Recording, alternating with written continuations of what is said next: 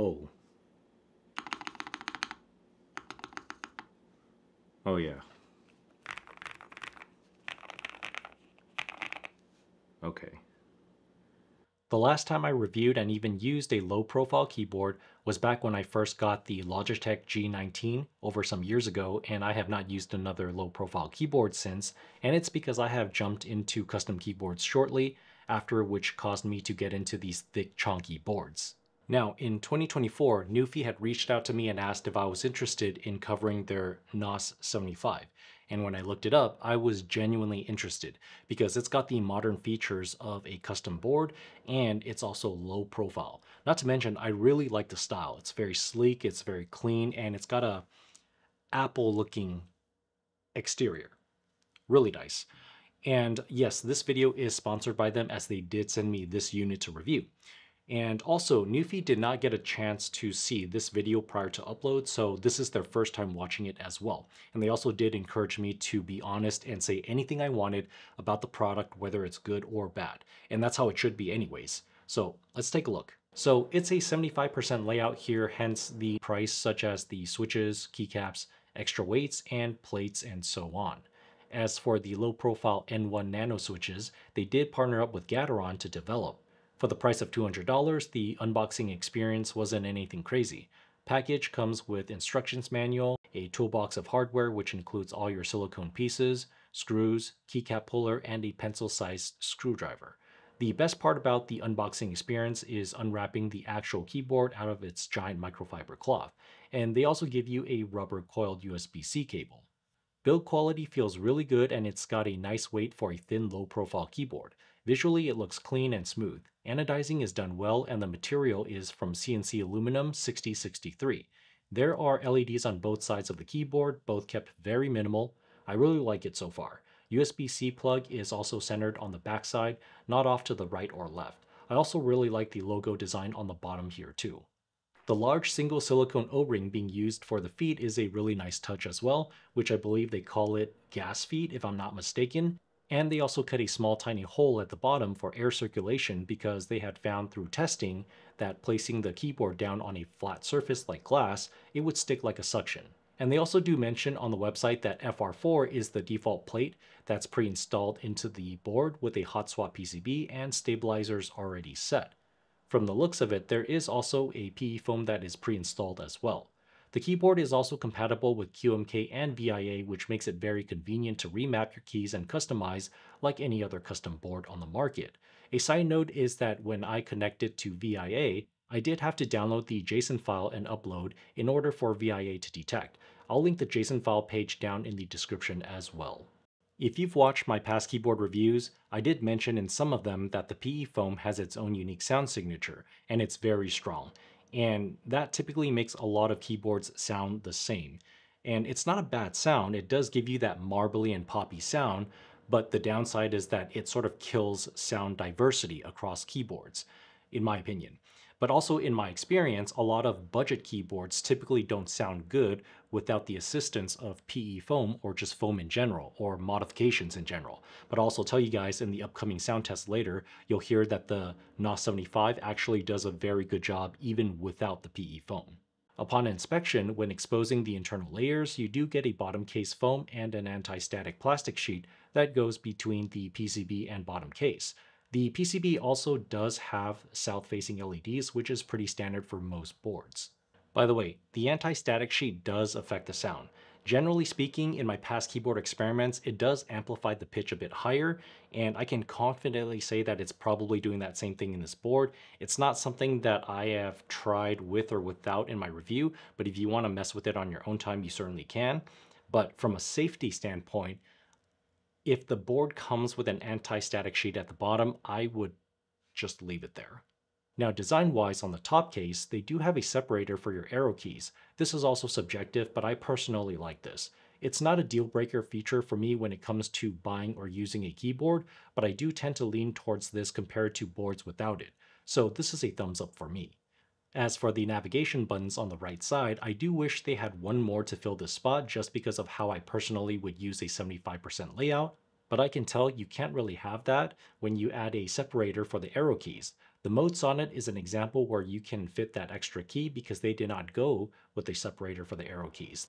This is not a deal breaker for me either. Honestly, when choosing between the separated arrow keys or the extra nav key on the side, I could go either way because it really comes down to how much I like the overall keyboard itself and the rest of the features. As for the PCB, they do have a hot swap and solder version available. For personal use, I always go for solder for stability, but for testing on video, I use hot swap. Something I notice is that the fins on the back of the hot swap PCB are also pushed in towards the board rather than sitting straight out compared to a lot of PCB boards out there. This is actually really good because it mitigates the chances of them being latched onto something and getting bent and broken off, as I have done this before from something as simple as putting a PCB back into its anti-static packaging and one of the fins gets caught onto the edge of the plastic and it doesn't take much force to break off. However, the good news is that even if you do end up breaking off one of these fins, it doesn't really affect the function of the hot swap pads. As long as the pads themselves are still intact on the PCB, then it should still work fine. With the plates, they do have aluminum, PC, palm, carbon fiber, and FR4 being the default as mentioned. NuPhy did send me the PC, palm, and aluminum plates to showcase in the upcoming sound test, and also for me to provide my thoughts on the overall differences, if any. Mounting styles would include gasket mount, top mount, and bottom mount. Gasket variations would include the silicone socks, the silicone beans at hardness 30 or 70, and the silicone strips. Top and bottom mount would just require you to screw the PCB sandwich into the top or bottom case. I'll tell you guys right now, in terms of the typing feel, the typing experience, or the flex or bounce, there's no difference across all the plates or all the different mounting styles that I've tried. They all feel the same to me, literally no difference. And the reason being is because for a low profile keyboard like this, there just isn't enough space inside for the PCB sandwich to flex or move. So overall, it's pretty tight and compact inside, and it's going to provide a pretty firm typing experience. So my short summary here is if you're going to buy a low profile keyboard and you're trying to chase that soft, bouncy typing experience, you're not going to get it in here. It's going to be pretty pointless. Now moving on to the sound test portion. Now in here, I have to explain and give some context before we get started. So essentially there's going to be three portions. The first portion is going to be basically the default configuration out of the box. So FR4 plate with the PE foam, everything installed. It's essentially how it comes out of the box. I just throw on the switches and the keycaps and do the different mounting styles to show the different comparisons of the mounting styles, how they sound.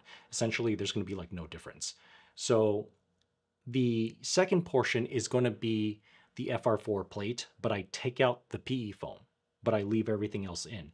So this is really to show the true nature or more true sound signature of the board, since as I mentioned, the PE foam is a very strong sound signature of its own, and it's basically like cheating and it kind of overrides everything else. The third portion is going to be the different plates that it came with, and I will only also choose one of the mounting styles to test, and that's going to be the gasket silicone strip mount, because doing all the different mounts is going to make this video way too long and also from a time consumption standpoint. So let's get started.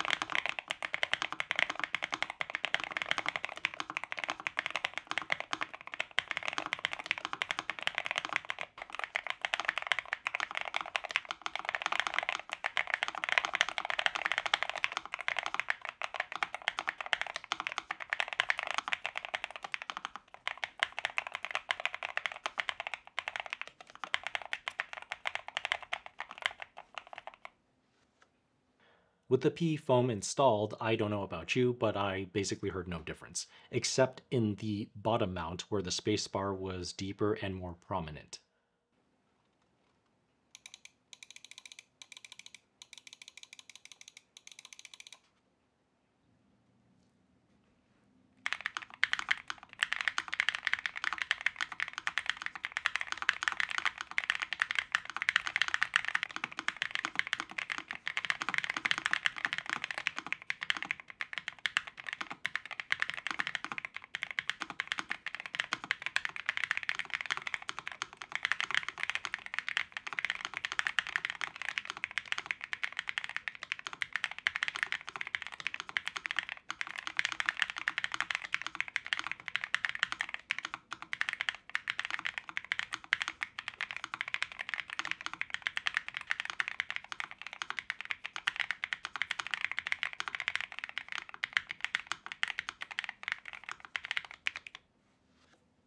Now with the PE foam removed, I also heard the same thing. Essentially no difference, except in the bottom mount where the spacebar was deeper and more prominent again. Now, here are the rest of the plates in this third segment coming up. Let's take a listen.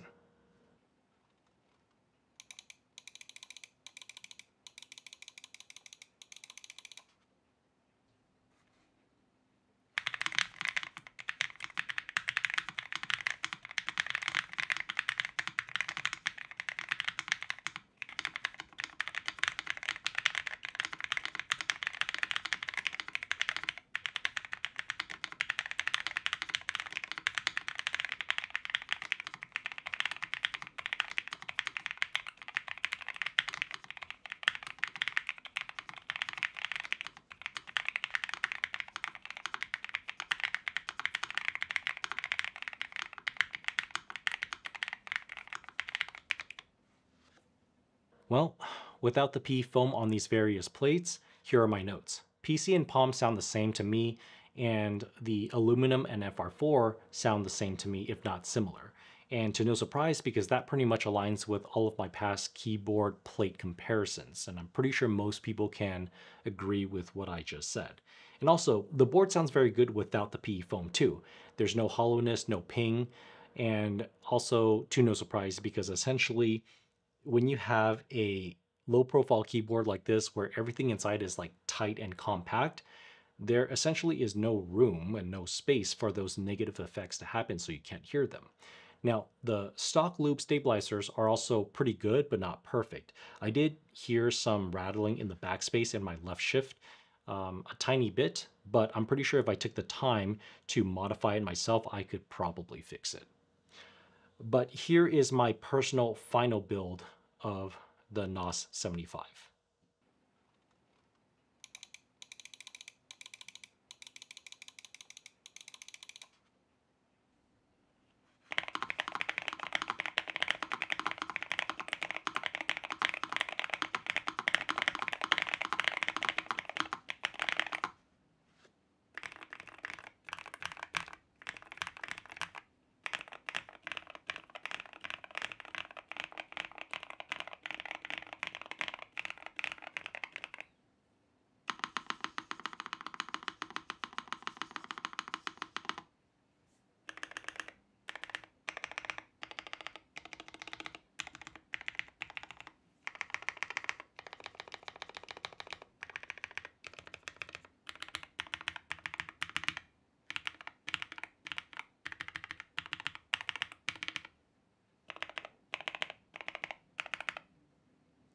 Okay, so why is this my personal final build configuration?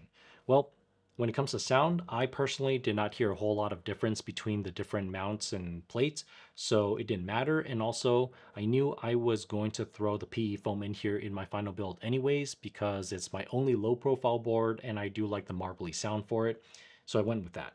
And from a feel standpoint, it's going to be a firm typing experience anyways, and that's also what I like. But at the same time, I typically like my keyboards to be as heavy as possible. So that meant when it came to choosing the plates, that meant pick the heaviest one, pick the metal one. That means aluminum. So I threw that in there. And also from a switch installation standpoint, I don't know about you guys, but I am not a fan of installing switches on PC and Palm plates because they're so soft and flexy. Sometimes when you're trying to get them to fully seat into the plate, you might need a levering tool, so that can be a pain. But also because there essentially is no sound or feel difference in this board particularly, they were not my first options. And when it comes to the mounting solution, that also kind of ties in with the installation or ease of installation idea, where I didn't hear a whole lot of difference except for the bottom mount, but if I ever needed to do maintenance on this board, I want to be able to have as less screws and deal with that as less as possible, which means I don't want to go with top or bottom mount because that means I have to screw in or unscrew 8 screws on the edges. So I went with the gasket mount, and I also went with the silicone strips specifically because the beans and the socks, that's also a lot of little stuff that you gotta put in on the edges.